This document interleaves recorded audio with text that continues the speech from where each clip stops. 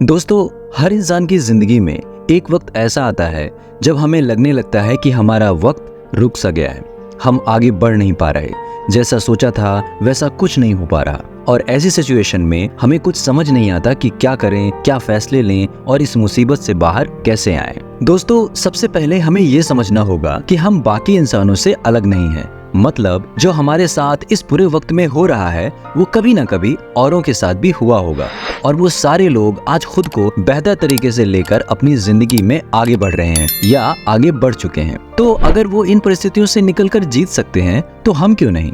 बहुत से लोगों की प्रॉब्लम है कि जब भी वो हार रहे होते हैं या हारा हुआ महसूस करने लगते हैं तो वो खुद को एक स्पेशल कैरेक्टर की तरह ट्रीट करना शुरू कर देते हैं कि शायद पूरी दुनिया में एक मैं ही हूँ जो इस पर्टिकुलर प्रॉब्लम से गुजर रहा है, मैं ही हूँ जिसका जिंदगी में कुछ नहीं हो सकता, मैं ही हूँ जिसका भविष्य में कुछ नहीं हो सकता, वगैरह वगैरह। और इस तरह के ढेरों विचार उन्हें हर वक्त अपनी गिरफ्त में लेकर जकड़ने लगते हैं, और फिर वो लोग अपना कंपैरिजन सिर्फ खुद से या अपने विचारों और प्रॉब्लम के बीच ही करते हैं। दोस्तों, जब भी आपको ऐसा लगे कि अब मेरे आगे निकलने का कोई दूसरा रास्ता नहीं है, यकीन मानिए उसी वक्त आपको कोई ना कोई रास्ता जरूर मिलेगा। बस आपको अपनी सूझबूझ से उसे पहचानना है और खुद के लिए उसे अपनाना है। सूझबूझ से हमारा मतलब पेशेंस और इंटेलिजेंस से है। दोस्तों, इस वक्त हमें इस सोच को खुद पर हावी नहीं होने देना कि मैं ये रास्ता चुनूं या नहीं। मैंने तो इस रास्ते पर कभी भी खुद के लिए भविष्य को नहीं देखा, तो इसे मैं कैसे अपनाऊं या कैसे चुनूं, इस रास्ते पर आगे कैसे बढ़ूं।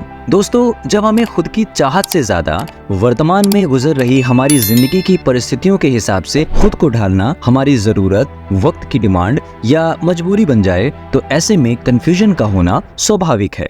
पर इस बात पर हमेशा जोर देना चाहिए कि इस वक्त खुद को निगेटिव करने से बेहतर है कि खुद को उस रास्ते की ओर ले जाया जाए जो हमें इस सिचुएशन से मिला है।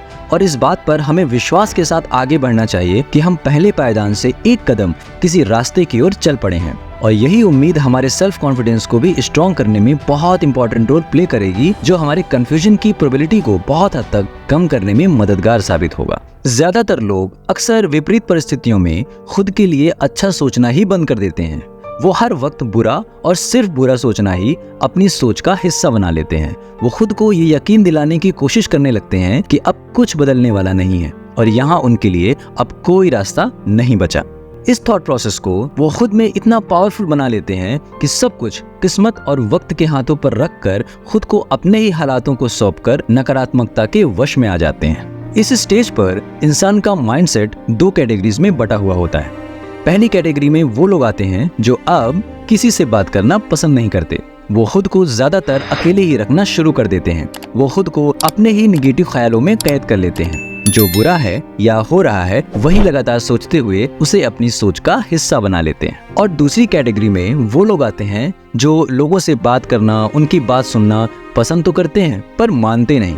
उनके पास या तो समझाई जा रही बातों को लेकर ढेरों तर्क वितर्क होते हैं, या फिर उन्हें लगता है कि कोई उन्हें समझ नहीं सकता और उनको समझाने वाले लोग बस उन्हें ज्ञान देते हैं, ना कि उनकी भावनाओं की कद्र करते हैं। इन दोनों कैटेगरीज के इंसानों के बर्ताव में बदलाव का इम्पैक्ट आसपास और सोसाइटी में भी होने लगता है। फिर धीरे धीरे लोग उन्हें बुरा भला कहने लगते हैं। फिर खुद के खिलाफ बोली जा रही बातें इस दौरान उन्हें और भी ज्यादा कड़वी और उनकी भावनाओं को आहत करने वाली होती हैं। इन सारे इंसिडेंट्स की वजह से वापस उन्हें वही नेगेटिव एक्सपीरियंस होने लगते हैं जो इस बात पर मुहर लगाने के लिए काफी हो जाते हैं कि हाँ, ये वक्त वाकई खराब है और अब सब कुछ ठीक करना उनके बस में ही नहीं है। दोस्तों, जब भी ऐसा लगे कि अब मेरी जिंदगी में कुछ नहीं हो रहा, कुछ समझ नहीं आ रहा कि मैं क्या करूं, तो इस दौरान जो आपके सामने है उसे अपना एक बेहतर ऑप्शन मानकर उठा लीजिए और किसी भी तरह खुद को ज्यादा से ज्यादा बिजी करने की कोशिश में लग जाइए। खुद को बिजी रखने से हमारा मतलब उन एक्टिविटीज से है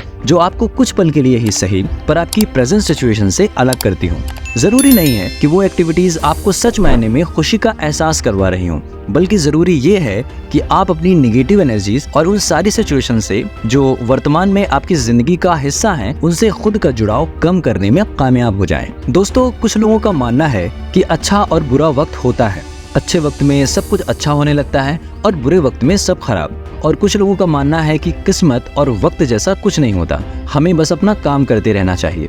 दोस्तों, हम दोनों विचारधाराओं का सम्मान करते हैं और दोनों तरह की भावनाओं को जगह देते हैं। इस बात को यहाँ कहना जरूरी इसलिए भी है कि ज्यादातर लोग अपने अच्छे बुरे वक्त किस्मत और कर्म, इन बातों को ध्यान में रख कर ही अपने एक्शंस परफॉर्म करते हैं, या यूं कहें कि अपनी जिंदगी को आगे बढ़ाते हैं। और अगर परिस्थितियां विपरीत भी हैं, फिर भी लगातार आगे बढ़ते रहना एक इंसान के तौर पर हमारी पहचान को एस्टैब्लिश करने में मददगार साबित होता है। दोस्तों, जब तक हम खुद में धैर्य और ठहराव का विकास नहीं करेंगे, तब तक हमें वो कैपेसिटी डेवलप नहीं होगी जो हमें ये बता पाए कि इस प्रॉब्लम से बाहर निकलने के लिए क्या फैसले लेने हैं जो कि सही साबित हों, और दिखाई दे रहा रास्ता क्या हमें हमारी मंजिल तक पहुंचा सकता है या नहीं। दोस्तों, आपसे फिर मुलाकात होगी मोटिवेशन के एक नए चैप्टर के साथ। तब तक के लिए अपना ख्याल रखिए, हमारे चैनल को सब्सक्राइब कीजिए, वीडियो को लाइक और शेयर करना मत भूलिए, और देखते रहिए मोटिवेशन का जादू।